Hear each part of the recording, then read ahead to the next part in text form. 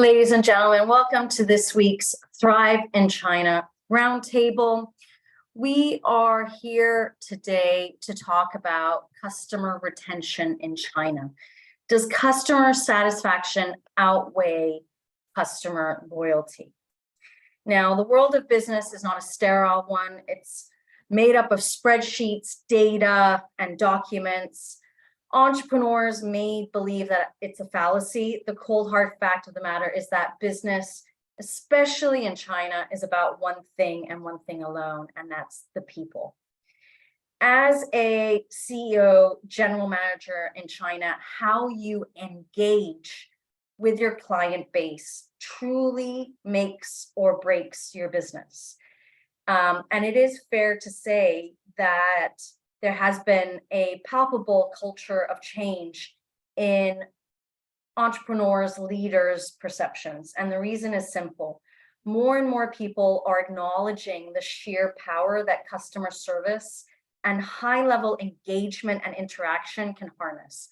We've been 3 years in a pandemic where there's been a limitation on face-to-face meetings, handshakes, which are so important in the Chinese culture that obviously now with the borders being opened, this has got to change.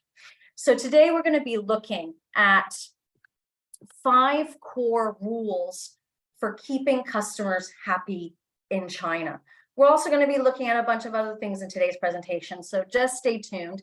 But we are going to be looking at the 5 core rules for keeping customers happy.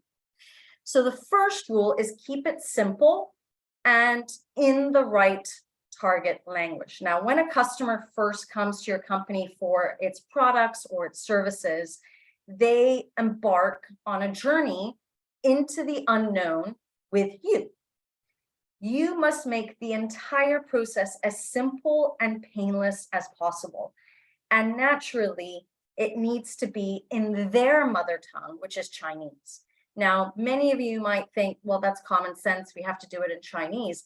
But I have met a lot of brands still today who are still using their home country's website, for example, that's not translated. It's still in their home language, English or German or whatever language, without having a Chinese version or a Chinese website that's actually in China. Now, although this makes sense, you can't overestimate the patience of the average customer. In China, or let me rephrase that, in the Western world, the journey of a customer takes time. It's not actually immediate. They are patient, they get data. It's not always automatic that they get this information straight away or within 24 hours or within 48 hours. In China, the expectation is actually there is no patience. They want information right there and right then. China lives in an instant world. And if people can't get their information straight away, they will switch off and potentially to another customer or another brand. So failing to make the customer experience and this customer journey simple isn't just a bad business move. It's a surefire way to upset and lose your client base in China. Rule number 2 is about going beyond the script. I have in the past 5-6 years taken a lot of marketing courses, had marketing coaches who always start off by saying, write a script. You know, when you get on that first phone call, that introductory first phone call, have a script already prepared so you know exactly what you're going to say. The issue in China is that you can't follow the script. You have to go way beyond it. It's not the same as it is in the Western world. And to make a lasting impression on customers, you do need to first understand their emotions and train yourself, most importantly, as well as your staff, to do exactly the same. For me, in China, there is a human element with every business transaction that really reaches customers on a deep level. And I mean this whether you are in the B2C segment or whether you are in the B2B segment. It's the same for both. You and your team don't need to stick to the sterile scripts that you have prepared, okay? Instead, it's really about engaging with the customer, following up on that said engagement, and communicating with them, right? So the question obviously is, where should your training start? So for employees, it's suggested that taking personal responsibility for your customers' issues, helping them to solve their problems, is the first key element. And I generally say to my clients, my staff, you want to be in contact with your group of clients at least every 2 to 3 days, until there comes a point where they say, we really don't need you right now, let's follow up in a week. Let the customer dictate actually when you should be doing your follow-ups, so that you know exactly when to be engaging with them. Everybody will be different. Now, obviously, in the Western world, I know a lot of organizations who've got internal system processes about how they engage with customers and how they engage with clients. And you have to do a follow-up every week, every 7 days, you have to do this, you have to do that. Or they have a ERP system, that is CRM system, that is tracking all of that. In China, it's really more about that emotional engagement and inviting people out for lunch, inviting people out for dinner, having that random WeChat call or that WeChat message send saying, is everything okay? The next one, and this might be a little bit difficult for US clients, because usually US clients are quite corporate. They don't, although Europe is tending to be like that. I've noticed that in the last 3 years of being here, is that companies are very corporate. They don't bring any of their personal life and their personal style into these types of meetings. In China, it's different. You don't want to be corporate. One of the cardinal sins that too many leaders commit is they pretend to be larger and indeed more corporate than they really are. Remember, when you are starting up in China, you're small, you're a startup, you're in your startup phase. You're actually trying to utilize your shareholder or your sister companies that are on a global scale to portray how corporate you actually are. The key is, don't get too big for your business boots. Using a guise to trick your client base into thinking your business is actually more developed in China, then it won't do you any favors. It's a huge turnoff, and actually it will be discovered, because ultimately your customers in China, whether they are individual customers or corporate customers, are going to be doing their background checks on you. Customers respond positively to companies they perceive as being independent as opposed to corporate. The takeaway is that there's an unspoken value in being perceived as smaller, self-sustained business. And it allows customers to connect with your business on an emotional level. They feel that by you being smaller, you're going to be taking care of them more. They buy into that narrative and they use that to your advantage. So don't be afraid to show that your business is still growing. The relationship you build when you share this experience with customers in China is actually priceless. Rule number 4 is to encourage customer complaints. This rule will naturally force you out of your comfort zone. Most leaders, general managers, and most Chinese people try to avoid customer complaints because they lose face, and they don't want to admit that mistakes have been made. The point is that there's a growing strength in customer complaints. What's more, it's not a strength that you ought to be afraid of either. It's one that you need in order to harness and build up your business in a better way.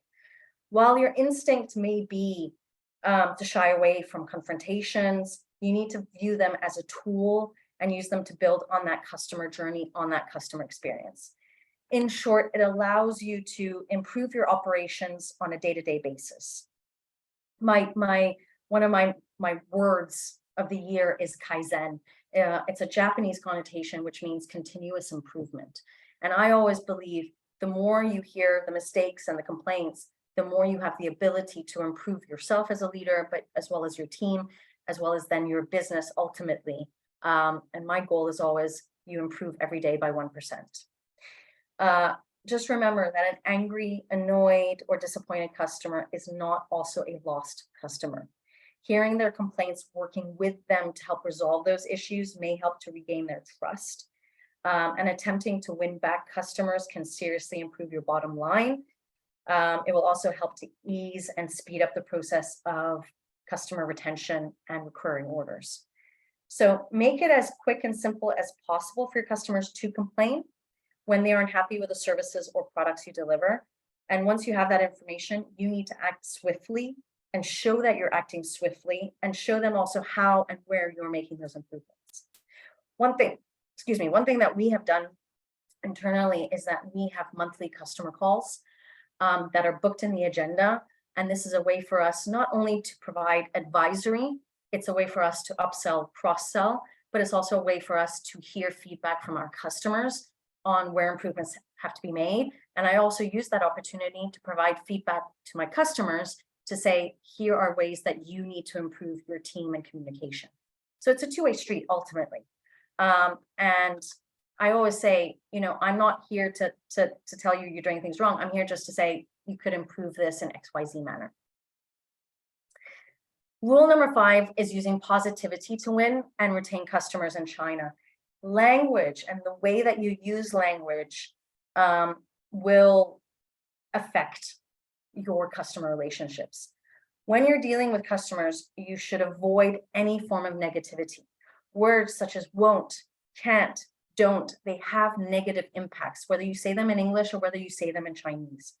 And unless you want repeat complaints on the same issue or worse, customers leaving, this language must be completely eradicated from your interactions. We had a situation a couple of months back where in a client call, my team was saying, we can't do this, we can't do that, da da da da da. And I stopped, interrupted, took control over the meeting, and had a conversation afterwards saying, if we really can't do something, this is not it's not something that should be said in front of the customer. It needs to be discussed internally so that we can turn that can't into a can.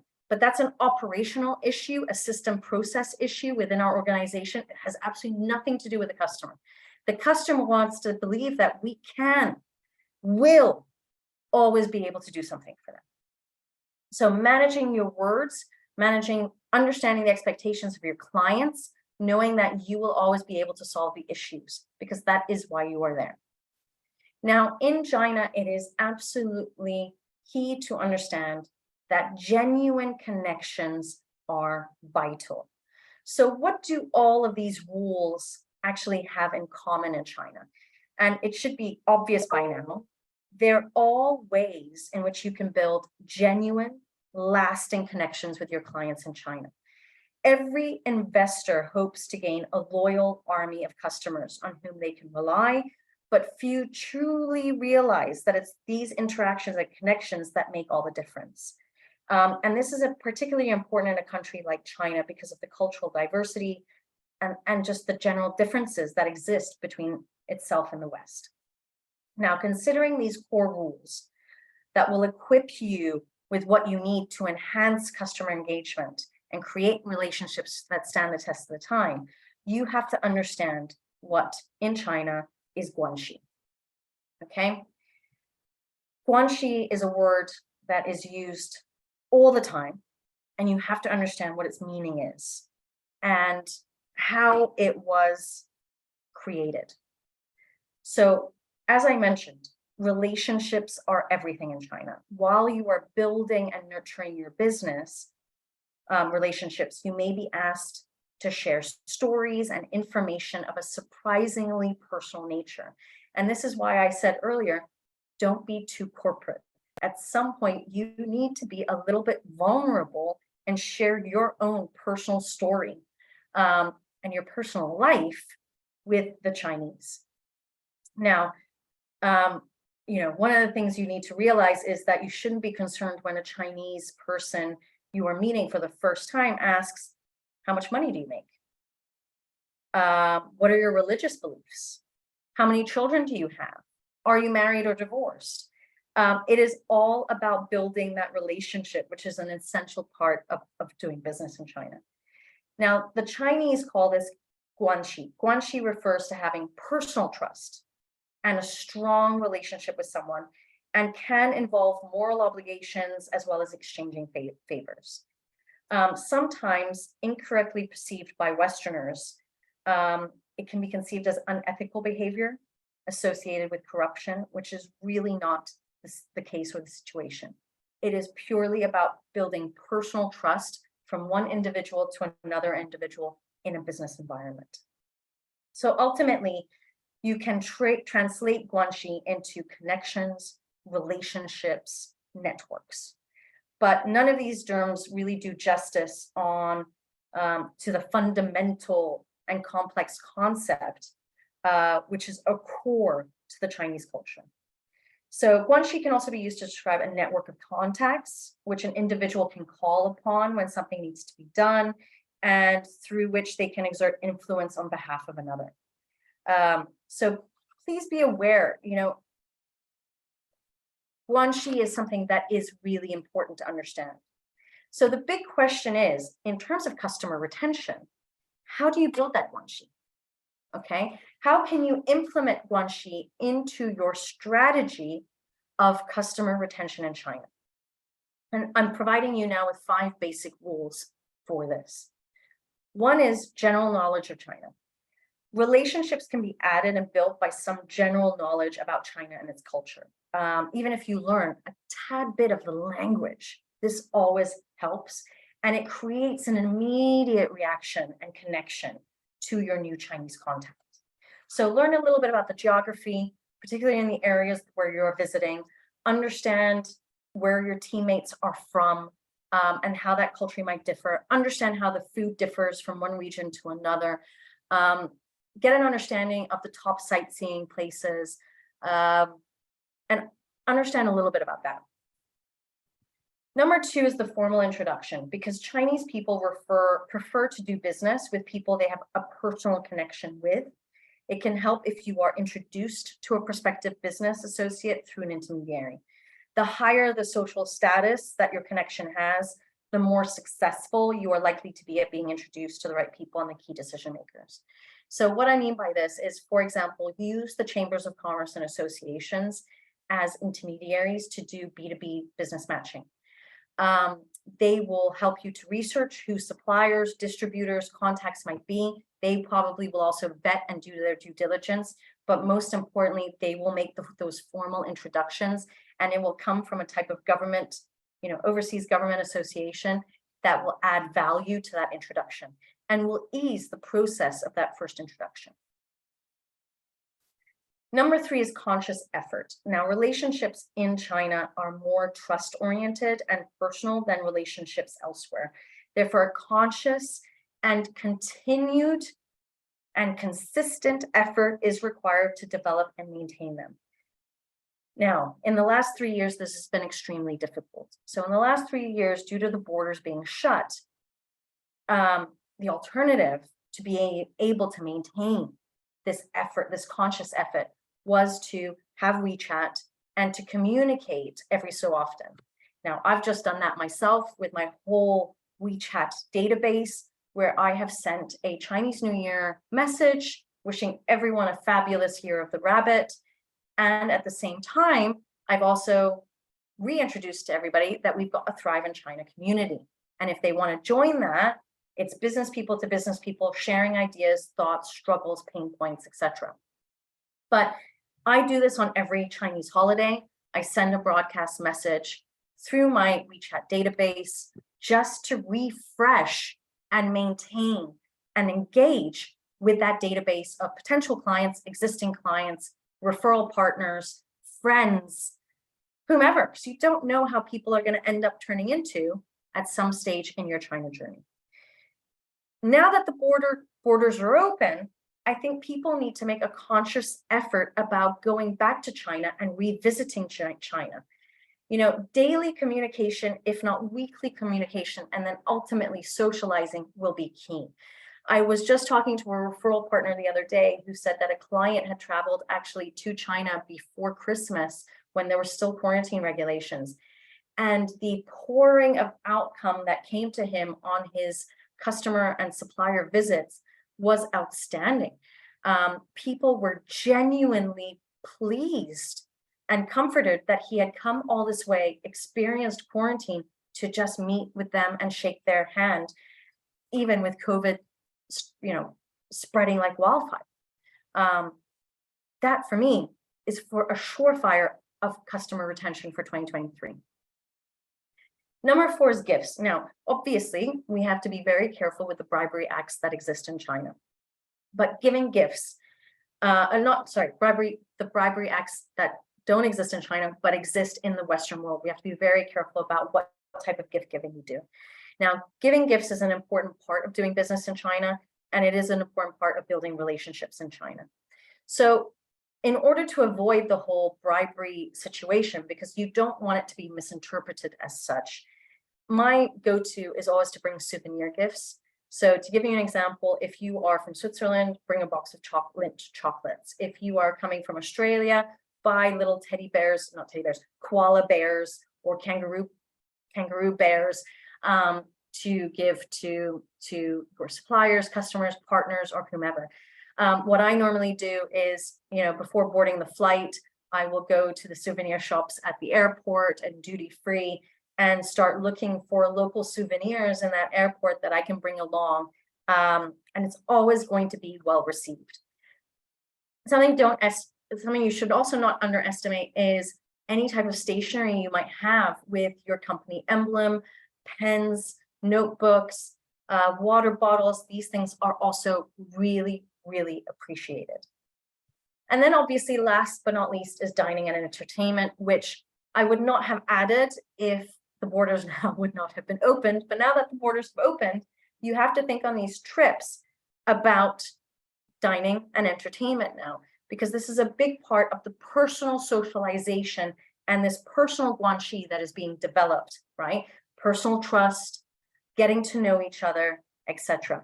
So ideas for this would be going for dinner, going golfing perhaps, night clubbing, karaoke's, going to private clubs, all of these types of entertainment. So don't underestimate that either. Now, to finish off today's presentation, I want to go back to the question that we highlighted at the beginning, which is the topic of this roundtable, which is customer retention in China. Does customer satisfaction outweigh customer loyalty? So I've given you so far tips of how you can incorporate strategies within your organization, within your customer representative teams, your sales teams, whoever's doing the customer support, to really re-emphasize that whole emotional relationship that has to be developed, okay? But I do want to come back to this question about customer satisfaction and customer loyalty. Now, what is customer satisfaction in China? As the name obviously implies, customer satisfaction is essentially a representation of how satisfied or how happy your customer is with your product or with your service. Now, customer satisfaction is the opinion of the customer. So it may vary from customer to customer, right? And customer satisfaction deals with people's feelings and perceptions over a service or over a product. So at a very basic level, it answers questions like, how much do you like this product? Are there any adaptations that have to be made to the product that you could like it more? How well does it meet your needs? Again, do adaptations have to be made? What features do you think perform best, or what features do you think perform worst? Would you like to see something added? Would you like to see something removed? How do you feel you were treated in the process of the whole project development of this product or this service? Now, customer satisfaction studies also often ask questions relating to the likelihood of recommending your company and to future purchase intent, because ultimately it's not about a one-off project. You want customers to become recurring customers. You want them to come back. And these final questions belong more in the realm of loyalty. So what is customer loyalty in China? Customer loyalty is the metric by which the likelihood of a future purchase is measured. Qualitative in nature, it is the forecast of future behavior based on past and the current behavior, okay? It will measure, it will analyze and predict, okay? Past purchase history, upswings, slowdowns, repurchase, additional purchases, likelihood of recommendations, likelihood of switching to your competitors, all right?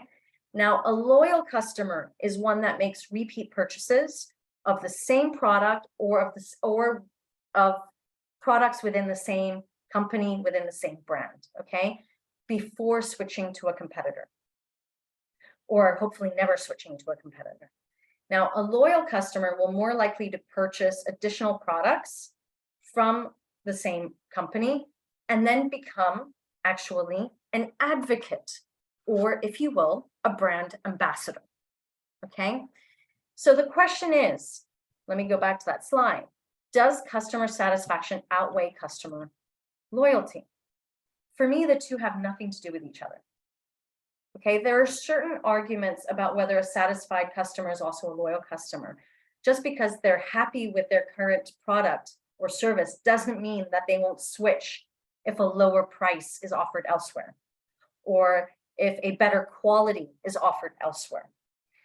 Conversely, a loyal customer isn't necessarily always satisfied. They could have slowdowns, they could be unhappy in certain situations, etc. And I want to give you an example. And I was thinking long and hard of an example where it's relatable. Let's think about Apple, okay?